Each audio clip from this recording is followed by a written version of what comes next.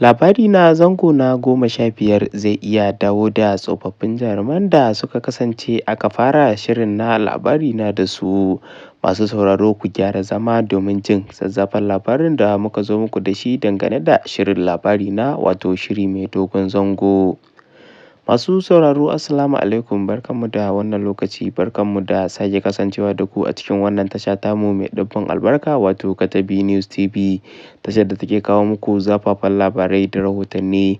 Idan wannan shine farkon shigowar ku danna mana subscribe sannan ku danna alamar ƙararrawar sanarwa domin sanar da ku da zarar mun ɗaura sababbin shirye-shiryen mu.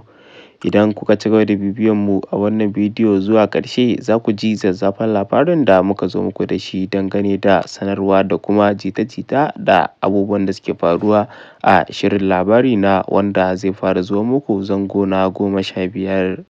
Shirin labari na dai shiri ne mai dogon zango wanda aka ɗauki lokaci mai tsayi ana haska shi, inda aka yi amfani da jarumai tsofaffi da sababbi, inda mutane suke ta nuna farin cikinsu da jin daɗi dangane da abubuwan da ke faruwa a cikin shirin. Har ta kai ga an yi zango daga 1 zuwa zango 14, inda za a ci gaba da zango na 15 wanda aka fara ji ta majiya mai ƙarfi kan cewar za a dawo da tsofaffin jaruman da aka fara shirin na labari na da su. Fitowar waɗannan sanarwa ta sa mutane sun yi matuƙar farin ciki da jin wannan labari mai daɗi, domin kuwa wasu da dama suna cewa sun fi jin daɗin kallon tsofaffin jaruman da aka fara shirin da su. Mutane da dama sun nuna sha'awarsu ga jaruma Maryam Uziri wadda ta kasance mai suna Laila a cikin shirin na labari na.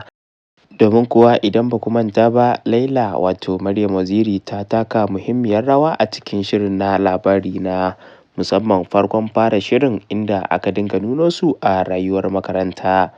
Bayan Laila akwai jarumai da dama waɗanda mutane suke ta son a dawo da su cikin zango na 15. Ta ɓangaren daraktan fim ɗin wato Aminu Saira ya tabbatar wa al'umma cewar za a dawo zango na 15 tare da wasu jaruman da aka fara shirin da su, musamman su Excellency da kuma Maryam Uziri wato Laila. Ya tabbatar da cewar za a dawo da su ne sakamakon ganin yadda al'umma suka nuna ƙaunar waɗannan jarumai a cikin shirin na labari na. Sannan kuma ya ce wasu kuma ba za a samu damar dawo da su cikin shirin ba sakamakon wasu sun yi aure wasu kuma suna nan ba sa buƙatar dawowa cikin shirin. Idan kuka ci gaba da bibiyan mu a wannan tasha za ku ji dukkanin wasu labarai da rahotanni da suka danganci shirin na labari na. Kada ku manta idan wannan shine farkon shigowar ku danna mana subscribe sannan ku danna alamar ƙararrawar sanarwa domin sanar da ku da zarar mun ɗora sababbin shirye-shiryen mu. Mun gode da ziyartar wannan tasha tamu mai ɗimbin albarka wato Katabi News TV. Ku ci gaba da bibiyan mu domin jin wasu zafafan labaran.